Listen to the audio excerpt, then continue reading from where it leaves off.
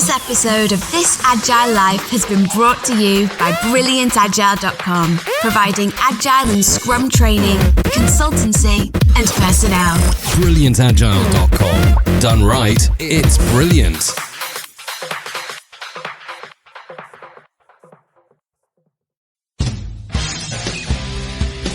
Recorded on Tuesday, June 25th, 2013, in St. Louis, Missouri. This Agile Life, Episode 18, Continuous Groundhog Day.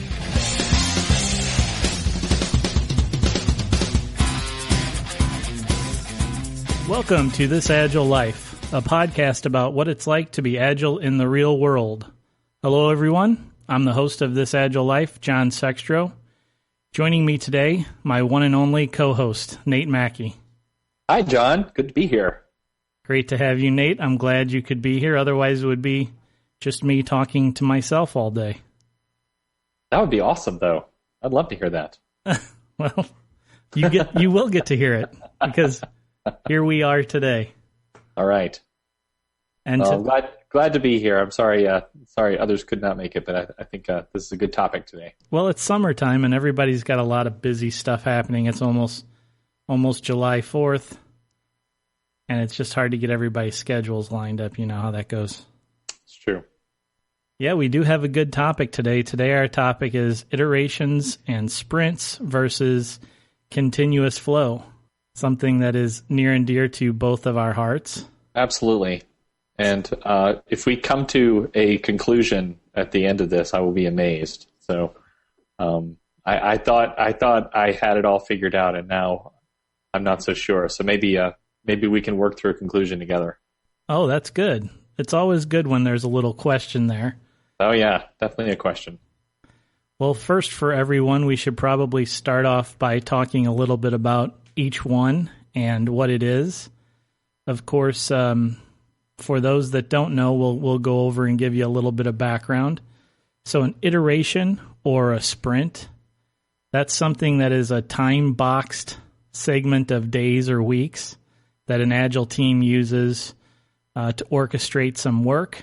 And usually the way it works is you do some planning up front and figure out what you're going to work on for the next X number of days or X number of weeks. And then you commit to completing that work in that time. And hopefully at the end of then that time box, you've completed all of the work that you committed to up front. Anything to add to that brief definition, Nate? Only to say that the length of the iteration can be determined by the team, and that I would also say that one of the primary metric used, which I think is important in iterations, is velocity. And I think it's good to compare the primary metric used in these two different systems as well and talk about the benefits and downfalls of each. That's an excellent point. Velocity is the primary metric for that one. So would you like to take a crack at giving our listening audience a definition of continuous flow? Well, I will. And before I do that, we should say, in case people have not heard of velocity, the velocity represents how much you get done in the iteration. So whatever you use to measure your work, whether it's some sort of unit that you make up or it's time or days or whatever it is, velocity represents how much work you got done. So you can say at the end of the iteration, we did X number of points or units or whatever of work and be able to compare that across iterations. So just to throw that out. So good point. Yeah, continuous flow is the situation where you have determined that there does not need to be any time box, that you are going to get the work done as quickly as possible and in the priority order that is the most important first. So you're simply going to start an item, work that item until it's done, and then once it's done, be able to say, we finished with that. It's now either in demo for the customer to look at, or maybe it's even in production if you're in continuous deployment, as we were talking about last time. And it represents what you've done, all the work that is required to get it done. You do all of that at once rather than leaving it for later, and then you finish it. And you could do more than one piece of work at a time. You might have a large team, and that team can do more than one piece of work. So you might have more than one item in your queues that you're working through. But the goal is to finish them as quickly as possible. However, with that system, what you get is the work done as quickly as possible, but no definite expectation on when the work will be done. You get some idea based on the main metric that's used, which is cycle time. Cycle time being how long does it take for an item to get from the point where we started it to the point where we finished it. And you can guess on when the items will be done based on that, but you don't have the commitment to when it will be done that you get in iterations or sprints. Great. I'm glad you mentioned the primary metric there. And we'll probably have to explain a little bit more to our audience what cycle time means. Yes. So cycle time is a metric that you track with continuous flow that represents the amount of time it takes a given unit of work to make it from the front of your process to the end of your process, which is, in most cases, the definition of done. Right? Exactly. So continuous flow, I mean, I guess we could start with either one, but continuous flow is associated with Kanban, and we've talked about Kanban a little bit on different podcasts, but the Kanban representing a set of queues that your work moves through in order to determine all the things that need to be done in order to complete it. And there's a lot more to Kanban than that. There are rules and ideas of lean and principles that go along with it. But essentially, continuous flow works best if you have some way to visualize your work and where it is in process, and making sure that every single thing that needs to get done does get done. Right. And we have talked about Kanban before. We probably need to devote maybe a whole episode at some point onto a little more exploration into Kanban. But I was hoping we might be able to start our discussion today, Nate, by talking a little bit more about some of the differences as a way to explain what each method is, right?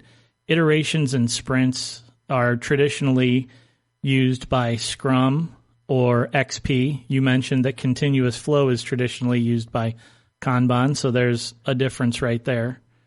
But that doesn't necessarily mean that you can't use continuous flow when you're using the Scrum methodology, right? Or does it?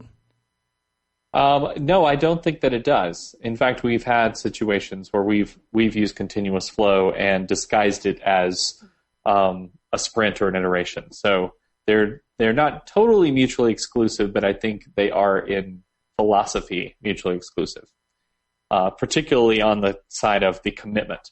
I think that commitment is one of the primary differences between the two, where you are saying, by the end of this time period, we will have these things done, and we as a team agree to that, which has, its benefits and its disadvantages, as we will talk about in a moment, I'm sure. Another difference I would say is is estimation.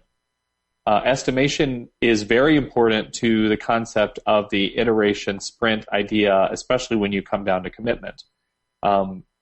Estimation is optional and probably even, I don't know, I would say discouraged, but it's easy to leave out in a continuous flow system. How come it's so easy to leave out in continuous flow? Well, the idea is that we're going to get the work done as soon as we can. So the estimate doesn't particularly matter because we're going to work through it as efficiently as possible and have as few items in play as possible so that the team does everything it can to get it done. So what's the point of the estimate when we're just going to get it done as soon as we can anyway, and we don't know exactly what that is until we get started? So, but most of the teams I see doing continuous flow don't do estimates, although again we have tried that before, and there's a way to do a mix. And if you're tracking your cycle time, at that point, if you track your cycle time well, or just you're tracking it at all, right, you have some ability to provide a forecast, if you will, for someone to say, hey, our cycle time is 7, And that 7 represents that it takes about 7 days for a story to enter our work process and then come out the other end as a completed piece of work. So at that point, there's nothing really to estimate. Like you said, you have your cycle time, and your cycle time is kind of your predictor as to how long it will take you to work things through your process. Right. That's exactly right. And that's a key element, I think, that a lot of teams, at least the ones I've seen who do continuous flow, tend to miss. They don't understand how important cycle time is. But that's it. That in order to give up estimating, you really need to replace it with something, and it should be something like cycle times. And I agree, that's definitely how it should be used.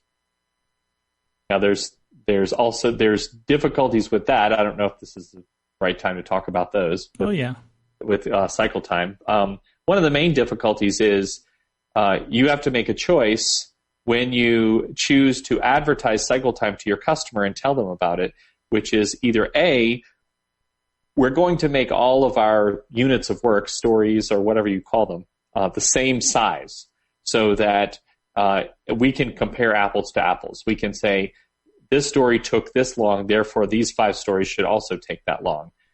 Or I should probably say it the other way around. These 5 took that long, therefore this new one will take this long. But that's sometimes difficult for a team to do. That's a fairly advanced activity to try to break a story down into similar sizes.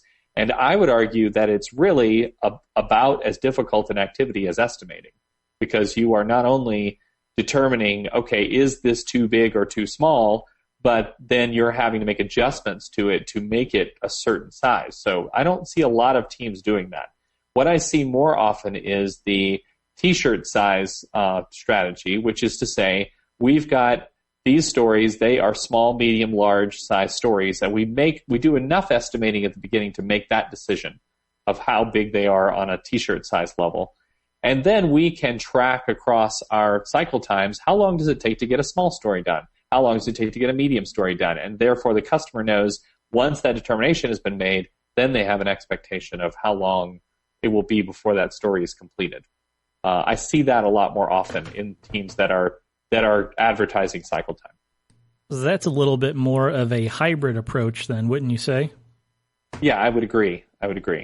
Although I think it takes a lot of the work off estimating, because it's much easier to do that kind of basic estimation of small, medium, large. For some reason, developers have a lot easier time with that than they do with coming up with a number, unit, hours, days, whatever it is, or same sizing all their stories.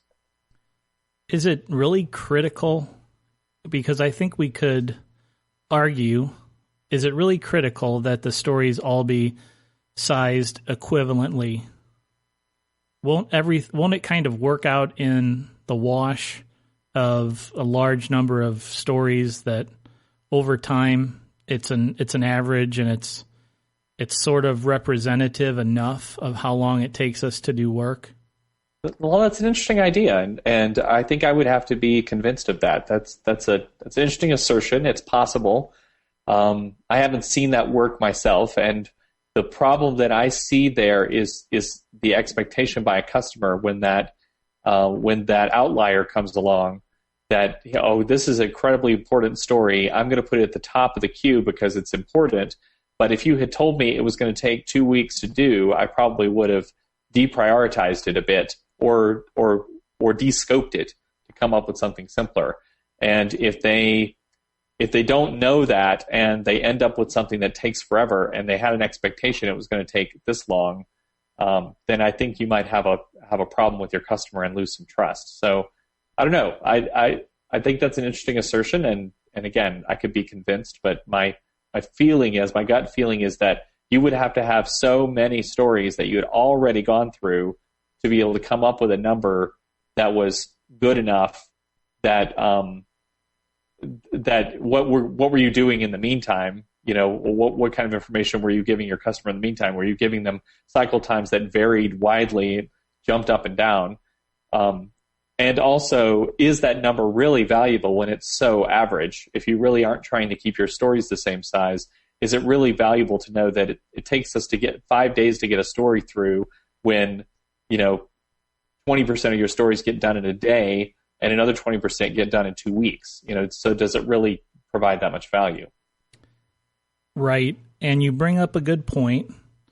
One thing that I want to address in there is the 2 week, it was going to take 2 weeks. So you do have to have some rigor in your story creation so that you're within at least the same ballpark with your stories. There was a project that I was on where we were basically doing the same kind of work. It was all pretty much cookie cutter sort of work. There wasn't anything that was really unexpected. Therefore, we had an idea of how to break stories down for a feature that gave us about similar sized stories. Now, what was difficult, and so that was an example where then we knew that our cycle time was a 1 or a 2, and we just rounded everything up to about a 2. And when the customer said, "We've got this many stories to do for these features, when can you have them done?" we would multiply the number of stories by 2 and say it'd be done approximately here. But that was a situation where, we knew we had been through the process of creating this sort of software before, so we kind of knew some stuff going in. And B, we had already built up some knowledge of cycle time in the past. We had been doing a really good job of collecting our cycle time, so we knew what our cycle time was very crisply. And the point that I think you made that was a good one, Nate, is when a new project is starting out, how do they know cycle time when they've got their customer asking them when, right? So there's some startup time where you've got to work some things out, and maybe what do? Use estimates to get started, maybe use T-shirt sizes to get started, and assess from there. I think that's a tough problem maybe that a lot of teams face when they want to use continuous flow, is getting to that moment of critical mass when you've completed enough stories that you can have a realistic and true cycle time, but you're not done with the project. Right. Although I would argue in the early part of the project that even estimates are probably really suspect. That sure. Anything you come up with when you're in week 1 is probably pretty worthless, and that you don't know anything about the project, and you really need to learn something before you can get there. And we have made the mistake in the iteration sprint style of committing to work in iteration 1 when we really had no idea whether we could get it done or not. And we've really backed off from that on a lot of our projects and said to our customers plainly, look, we're just getting started. We're going to try for this set of stories, and this is what we're expecting to deliver this week. We really have no idea whether we are or not. We're not going to estimate because this is the first stuff. We got to get this stuff done either way.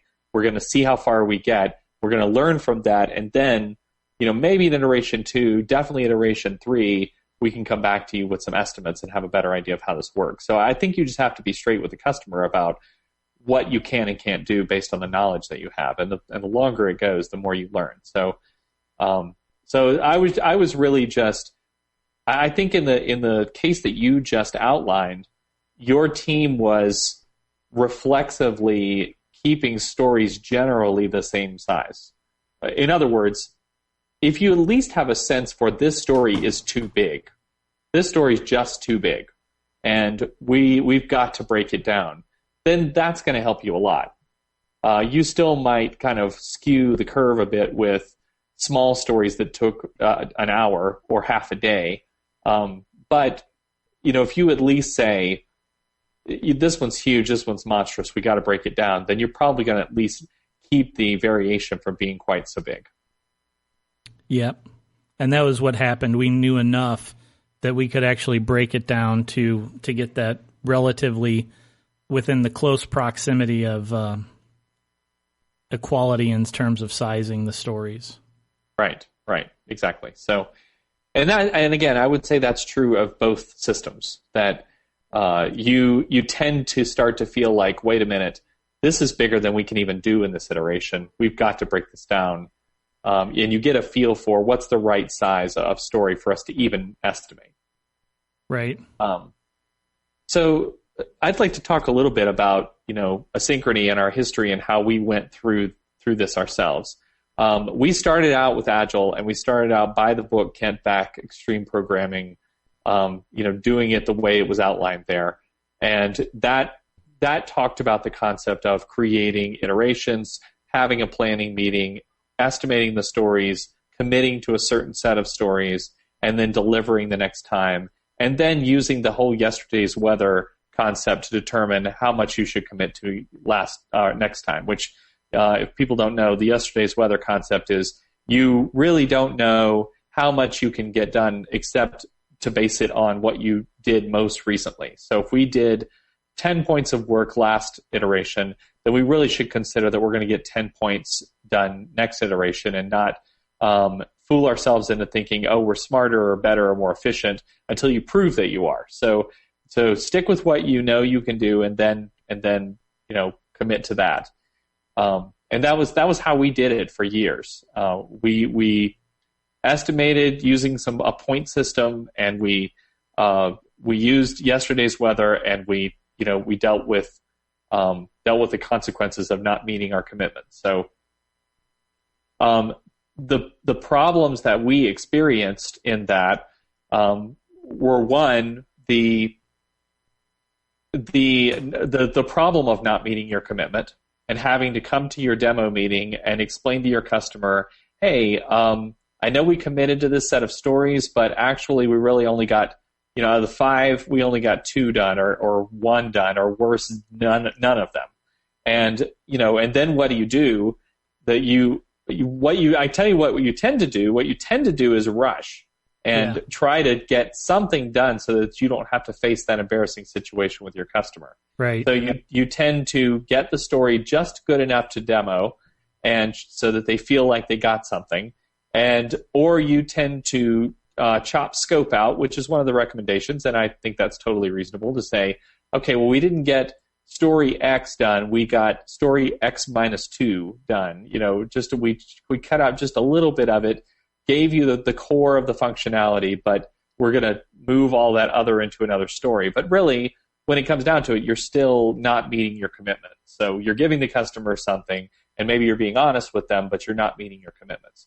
But that system of committing to something and then coming to a date and having to face the customer with it created a lot of problems quality-wise, because there was a lot of rushing. There was a lot of let's clean it up right at the end. We had to go so far as to not allow teams to have these demo meetings on Mondays, because they would tend to use the weekend to cram stuff in that would not be reviewed, and there'd be big surprises on Monday because it was working on Friday and now it's not working. And we had so much of that we just had to say, look, you have to have your meeting sometime in the middle of the week, not Monday. And another problem. So the other problem it created was the up and down of delivery, of velocity, because what generally tended to happen was if we got 10 points of work done this week, then next week we got 5 points of work done. And then the week after that, we got 12 points of work done. And then we got 7. And it would jump up and down like that, because what tended to happen is there'd be 1 or 2 stories that were just harder than you thought they would be, and you didn't get them done. But then you did get them done the next iteration. You claimed the points for them as your velocity. And so then you'd say, oh, great, we got 12 done. Okay, so this time let's commit to 12. And when you commit to 12, and the next time you don't have those big stories helping you meet the estimate, so now you're down to 7, and you have to come back to the customer and say, well, we only got 7 done. So let's say next time we're only going to commit to 7. Well, then you commit to 7, but you get those 7 done way early, because it's this vicious cycle you kept going into, and that was something we were constantly having to deal with.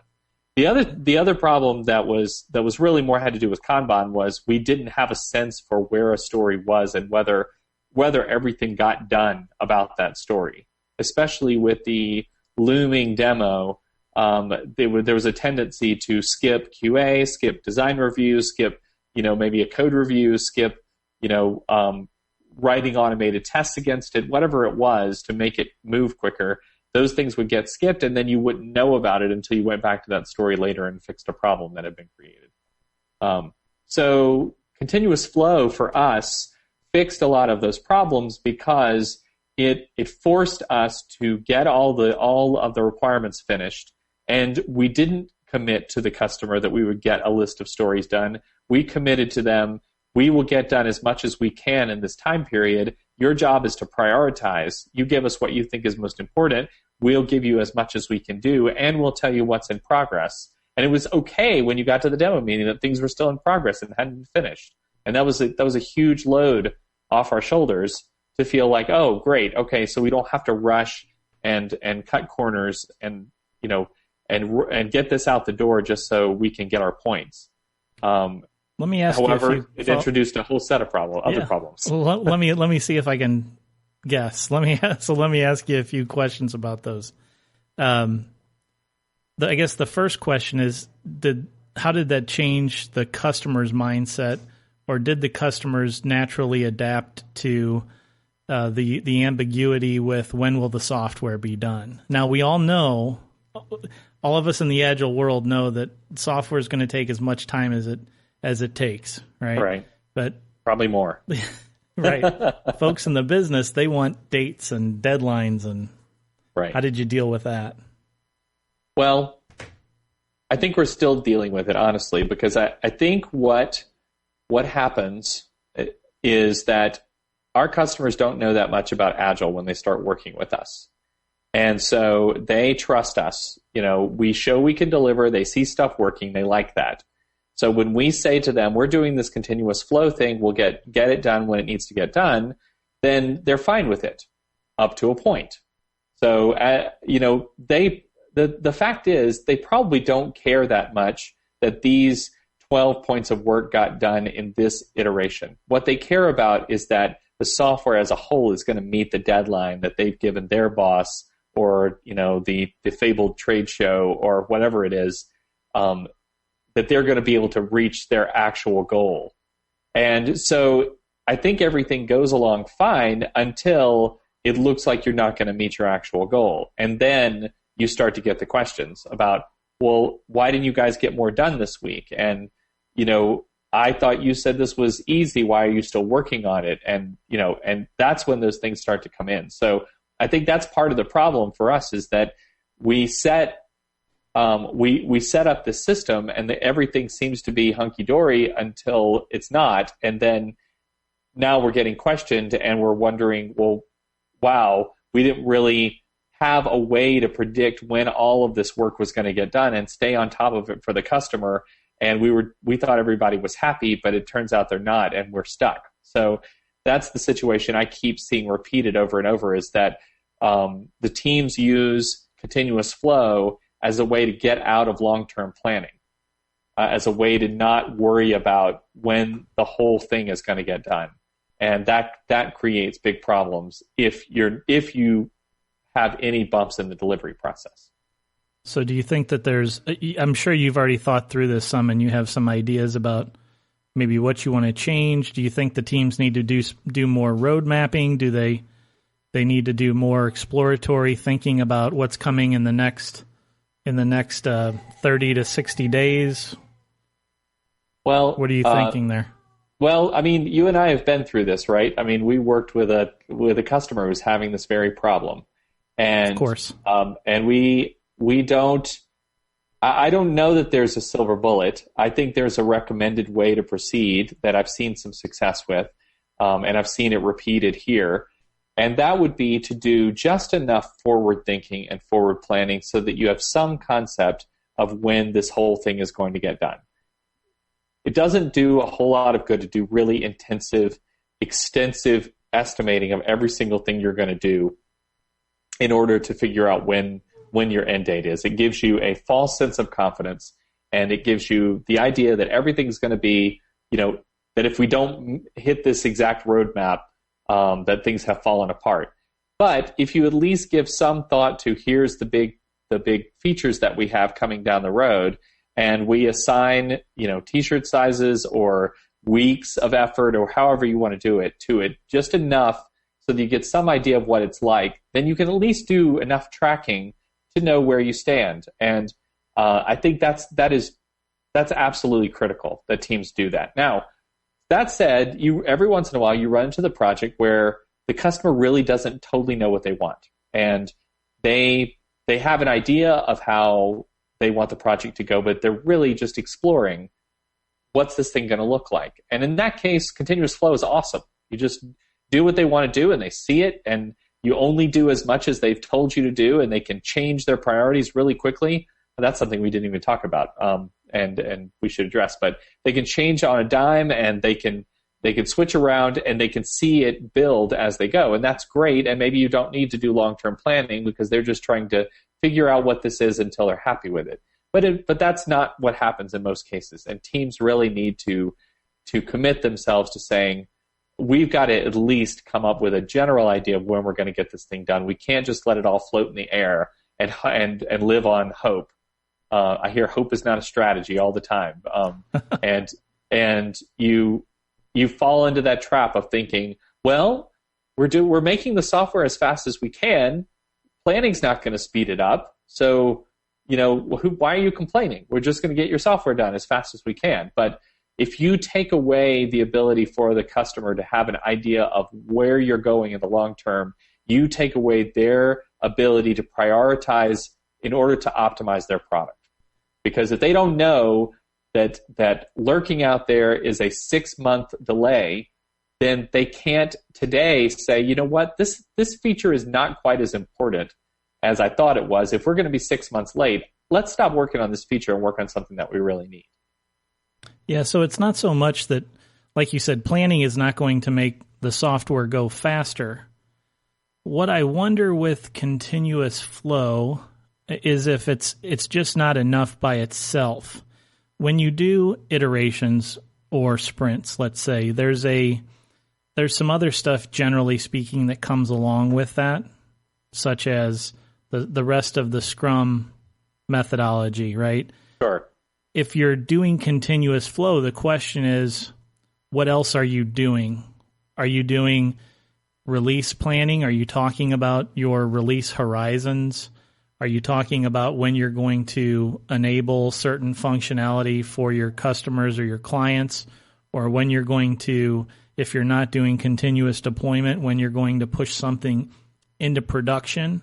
And having those conversations that give you that foresight down the road about, yeah, we know there's this critical feature that needs to be out there in 3 months, and here's what it is, here's how it's going to work, so that the team has some visibility, so that it's not just the Groundhog Day of we're going to work stories from the board today, we're just going to churn on these things, and then there's no visibility, there's no apparent insight. Something that I've talked with folks at Asynchrony in the past before regarding continuous flow is, when is it over? You have this sort of Groundhog Day thing where it's just another day of working stories off the board.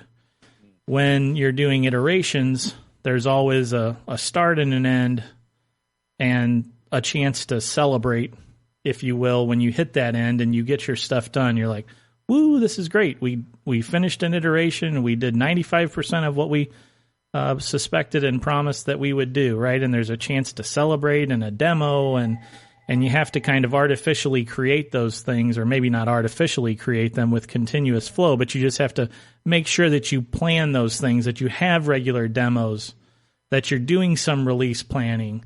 That's a great point. Yeah, I totally agree. And whether you do sprints, iterations, continuous flow, having a regular demo is absolutely critical. I've heard the suggestion from continuous flow advocates that maybe you have a demo when your demo queue gets to a certain size or something, and then you've got this many things to show. I'm not sold on that. We tried that, and first of all, it's logistical difficulty to do that, to get everybody together right at an odd time. But I would also say there's something to be said for checking in seeing what's been done, even if you come together and say, you know what, we didn't get anything finished this week, but here's why. Here's what happened. Here's our concerns. Maybe it's an opportunity for the customer to say, wow, if that's the case, then let's do some reshuffling. And this is taking longer. Maybe that's not as important. Maybe we should just stop working on that or whatever it is. So I think it's critical. And I've seen teams that gave up on the weekly demo for various reasons, and it is devastating. I don't know why it's so key, but it makes a huge difference. And even if you can't get your customer to come sit down and look at it, which it boggles my mind, but it does happen, then demo for somebody, demo for yourselves, demo for a total stranger, pull somebody from another team, pull in the whoever's sitting at the front desk. I mean, somebody, and show them what you've done. It's huge to do that, because it does celebrate the fact that, hey, look at this cool stuff we did. And that means so much to the team. Otherwise, I like the whole Groundhog Day idea, because that's totally true, is that, it's just another card on the board. We're just pulling these and they don't ever seem to stop. And we just keep pulling these cards across the board, and it just feels like another day. So I totally agree. That's a good point, and something we can't stress enough. Yeah, if you can break that Groundhog Day effect and really give people a chance to have a reason to celebrate and a reason to take a breath and also step back and take a look at where they're headed, what they're doing, how what they're doing is important to someone, right? Because you often, as a developer, lose sight of that what you're doing is going to result in somebody using that thing.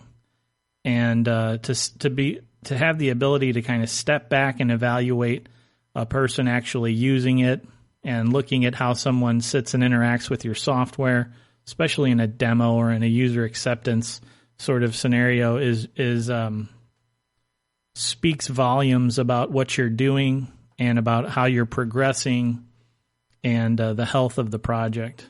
It's just a good chance to pull your head up and take a breath and see how things are progressing. Absolutely. So I will also, something I just pointed out briefly earlier, is another difference between iterations and sprints and continuous flow that benefits the customer is this is scope, and how often they can change it. It's funny because when Agile came along, we talked about, hey, you get to decide what's coming up and what the team's going to work on, and all you have to do is commit that once you give us some work, then you can't change that for 2 weeks. But isn't that so much better than waterfall, where you can't change it at all once development gets started? And it's funny how quickly the customer gets frustrated with not being able to change scope during that 2-week period. Because the whole sense of Agile is discovery and understanding and knowledge and flexibility. And if you put this idea that you can't change the scope in there, then, no team, once the customer says, you know what, I changed my mind, I don't want that anymore, no team is going to keep working on it anyway and just say, well, sorry, can't change scope, this is what you told us to work on. That's never going to happen. So it's just not realistic to say that scope doesn't change at all. The nice thing about the continuous flow system is that you limit what can and can't change to what's in the queues. If we've got work that's in progress, we're going to finish that work. But anything that's not in progress is fair game. If it's in the backlog and we haven't touched it yet, it doesn't matter if it's the next day after we did our demo and now you want to change your mind, fine. Or if it's 3 days later, if it's in the backlog, that's totally fine. And I always love that part of it. And we made great use of that from our customers because things change. They get a call from their boss. We did a demo. This is what most often happens, I think. We did a demo for our customer representative. They loved it. They took it over to, stakeholder X and said, hey, look at this. And the stakeholder said, that is not going to work at all. There's no way. You misunderstood completely what we're supposed to be doing. And for them to be able to run back to the team and say, whoa, hold on. I know you guys are in process. Go ahead and finish the thing you're doing, but we got to restack this queue. That's huge. That's huge to be able to do that. And it gives the customer the ability to be flexible and make those decisions. And that was always a part I really liked about it, although by the same token, it can create create a lot of frustration and thrashing that can really drive morale down on the development team. So with all of these things, it has its downside. Right, especially if you're allowing for the priorities to just be whipsawed around, right? We whip you this direction one day, and the next day we whip you back a different direction, and then the third day, oh, wait a second, forget what I said, go back to the first thing. Yes, and it's really funny how meaningful that is to developers. Honestly, I think it's a sign of developers that actually care when it bothers them that much, because, on some level, from the outside, it looks like, well, what do you care? It's code. Just write the code differently. So what? You throw it away. But, development is such a creative process, and you put so much of your effort and heart and soul into what you do. And especially if you've come up with a great, cool way of doing something, or a great refactoring that really helped you with a breakthrough, to just say, never mind, throw that away, do it this way. And then especially to say, you know what, we do want that, go back to the way it was, that really starts to grind on a team. And we've experienced that a few times, and it's hard to overcome that. And it's really just saying to the customer, look, we want to be flexible, but on some level we've got to know what the decision is before you walk in here and say it's what you want, because we can't keep wasting everyone's time and money like this. So let's talk about that for a second, Nate. When I've seen a ton of Kanban boards in my day, and they're all organized differently, which is good, right? Because they should represent the process for the team, etc. In your experience and in your track record, what's the right level that you should use to control what we're calling the work that's in progress, right? Because we can have features, we can have minimal marketable features, we can have stories, and it kind of depends on, I know the answer is always that it depends, but it also depends on what level you've carved things out that are on your board. And one of the things that you mentioned is we're not going to change anything that's in progress on the board. But at what level do we consider something to be in progress on that board? Do we consider it at the feature level, the minimal marketable feature level, or the story level? So if I have a story that belongs to a minimal marketable feature that belongs to a feature, do I have to get that story completed before we can change the priority of the minimal marketable feature or the feature against other stories? And how do you suggest people do that? Yeah, that's a great question. I think you kind of have to take that on a case-by-case basis. But in general, you've got to leave the application in a consistent state. So you've on some level, if we have started working on something, and especially if we're doing continuous deployment, and maybe we have a feature flag or something in place, we've got to somehow leave that code in a consistent state, or we've got to take it out completely.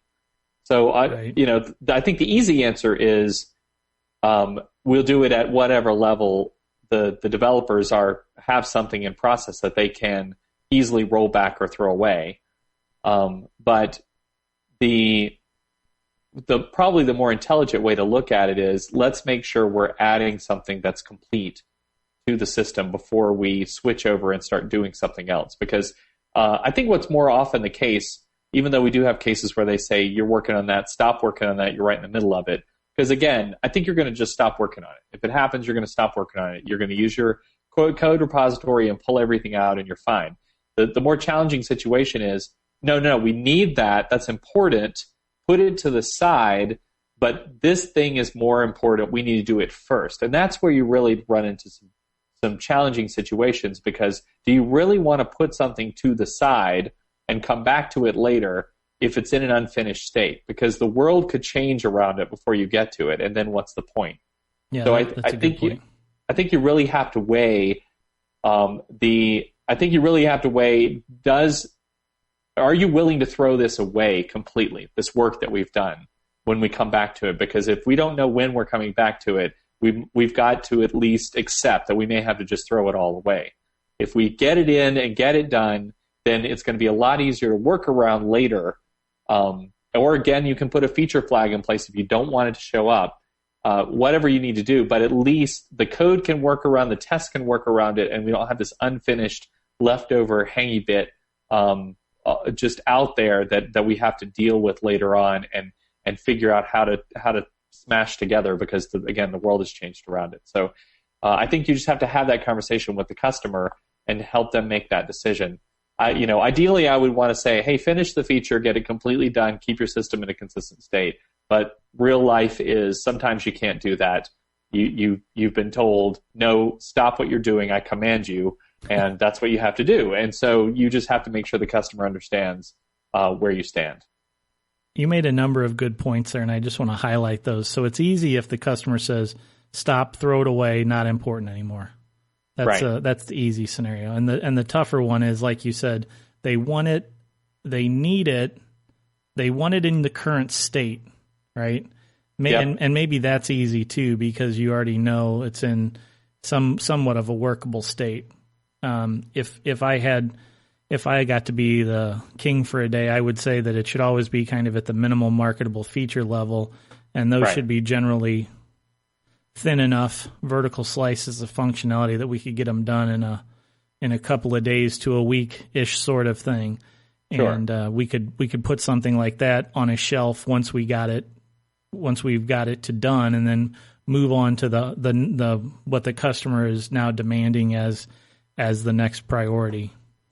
It was always interesting to see the looks on clients' and customers' faces when they come to you and say, I want to change your direction, I want to reset your priorities, and you're like, okay, that's fine, let's go over to the board and do that. Like, that's right. What? That's awesome. What? You're not going to yell at me? You're not going to chastise me? You're not going to admonish me about changing your priorities and changing the scope? It's just a refreshing thing to see when it happens. Right. Absolutely. We seem to have talked most about continuous flow. Are there some other things we should talk about in terms of iterations and sprints, and are there differences in how you plan to prepare for either of those? So I'd like to talk in defense of iterations and sprints for a bit, because going with our history, we went to this continuous flow style, and I think, like I said, we started to experience this lack of discipline when it came to planning and really thinking about what the work we had to do. And the benefit of the iteration is there's a few benefits. One is, I think you mentioned before, generally, if you have an iteration, you're going to do a little work beforehand to get ready for it. And so, which means the customer is going to sit down with maybe the designer, maybe QA, product owner, whoever it is. They're going to sit down and they're going to think about, okay, what's coming next? What do we need to plan for? And that's a very useful activity to do. And I feel like sometimes in the continuous flow style, it doesn't get done. Everything is last minute. Everything is, okay, I think I know what this means, and I'm going to get started because I can't get to the customer right now, but I'll give them a call, and if they tell me it's different, then fine. And oh, wait, design's not done for this yet. Okay, put it in the design queue, and we'll go work on something else. And now you've gotten things out of order because the customer asked for a priority, and now you've changed that priority because design's not done. So I like the discipline in the iteration style of saying, okay, we need to plan. We've got a meeting coming up. The developer's going to be wondering what they're working on next. We need to have this ready to go. And I definitely think there is value to that. I think there's also value in the conversation about estimates. I'm afraid I see situations a lot of times where when you get in a continuous flow and you don't spend that time estimating, then you run into situations where you don't know what to do. There's a choice that needs to be made. And if everybody had sat down and talked about it, you could have come up with a decision pretty quickly. And if you had needed to estimate it, that's exactly what you would have done. But because you didn't have that group conversation, now you've got a pair or maybe a single developer on their own making the decision. And maybe they're going to make the wrong one. Maybe they're going to write something that already exists in the code. Maybe they're going to go in a direction that's contrary to the way the infrastructure of the code wants to go. They're going to end up getting themselves in a situation which could have been cured by a 5 to 10 minute conversation. So I like that in estimating, everyone's forced to think about, how would we do this? What is it that we need to do? And I've seen teams deal with this, and we talked a little bit in a few podcasts ago about the turnaround, the idea of, okay, before I start a story, hey, everybody stop what you're doing, turn around, let's talk about it. And just talk about what you know about it and how you think it might be done, and critique the way I'm planning on doing it. And there's a lot of benefit to that. And that's great if your team does that, but that's a discipline you have to add on when you're doing iterations and you're doing strict commitments. It's built in. So again, all these different disciplines that are really related about planning that are built in to the iteration sprint style that are left up to the team to do in the continuous flow style, and they just don't always get done. It's not that the team can't do those things, right? It's just that there's not necessarily as much discipline around it. Exactly. For instance, you can have Kanban teams that are using continuous flow that are constantly talking to the customer and kind of feeding that pipe and getting things sort of queued up for what's next. And if you're doing that just in time, that can also be a very powerful thing. It's about having some more discipline around your process. And one of the things that we get beat up in Agile for sometimes is appearing to be less disciplined, and demonstrating that we are disciplined and which Agile is very disciplined. It's important to be able to demonstrate that and show that this is not just a group of developers flying by the seat of their pants on a daily basis. Exactly. There are a number of interesting things that I think come out of these conversations about continuous flow and about iterations and sprints, and we've seen people coining things like Scrumban, which is a marriage of Scrum and Kanban, where you're taking some of the cadence and ceremony from Scrum and overlaying that on top of a continuous flow approach where you've got certain drop points and you're conducting certain ceremonies without locking the customer necessarily into the 2 week, 3 week, whatever the sprint iteration duration is, and holding them hostage, if you will, on for that period of time. So I think that there's a way to marry these things together, continuous flow and some of those Scrum ceremonies, to take advantage and make the most and make kind of a best of both worlds approach. Right. Have you guys considered doing that at all? Well, right, and we've done something similar. We don't do pure Scrum here generally, just because we grew up in the extreme programming world. But we certainly have tried to keep the idea of iterations and even commitment and estimating, and yet still have continuous flow. One way we've been fairly successful at is doing an initial small, medium, large estimate on stories that hit the backlog, but then doing a full estimation on it once it's ready to move in. We even had a queue from the backlog. It went to an estimating queue where it got the full treatment, and then we went back to the customer if it looked like it was going to exceed the range that was initially expected. So if a small was a 1 to 2 day thing, and now we estimated it's a 3 day thing, we're going to go back to the customer and say, hey, this is what we came up with. Do you still want us to move forward on this? So we did kind of a hybrid there of the two, and we also had a sense for velocity and how much we could get done in a week, and so we had some of those things built in because the customer needed to know that they were doing regular releases to a beta group, and they needed to have an idea of what they were going to be able to send them.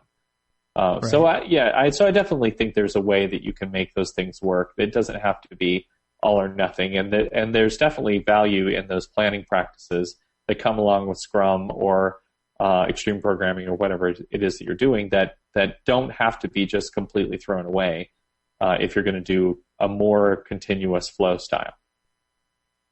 Excellent point. I think we've just about run out of time, Nate. It's Too bad. This time seems to have flown today. We've had quite a good discussion on this, I think. Yeah, this is something that's been very near and dear to my heart, something we've gone through several iterations, so to speak, on here, and still have not completely discovered the right formula. But there's a lot to learn from both sides, and it's good, although the temptation is to say, let's do this and not this, it's good to be able to evaluate what's good about both. And just like we always teach people about Agile, here's this set of Agile practices. If you do them all, great. If you decided not to do some, great. It's just that when you give them up, you need to look at what am I giving up and am I replacing that with something else? I'd say it's the same when you're moving from iterations or sprints to continuous flow. What am I giving up? What am I saying that I'm not going to just do built in, and how am I going to make up for that? And if you're asking yourself that question, I think you can come up with a system that works for you. That's a great point. As an Agile practitioner, as an Agile coach, as any member of an Agile team, as a Scrum Master, technical lead, I think it's important to understand both sides of the spectrum, iterations and sprints and continuous flow, and be able to evaluate them for their strengths and weaknesses, and then use that knowledge to adapt them to the best you can for your team. Even in a company like Asynchrony, you may not be able to use the same consistent process for every customer and every client. There may be clients that have specific needs that require you to tailor one way or another, right? Absolutely, no doubt. But I don't think any two projects have ever been exactly the same. Yeah, even from the same clients, right? And it takes having that knowledge and those arrows in your quiver, if you will, that you can go back to and say, hey, this might be a good time for us to use continuous flow, or this might be a good time for us to go to sprints. Absolutely. So hopefully our folks listening today have learned a little bit more about continuous flow and iterations and sprints from the two of us.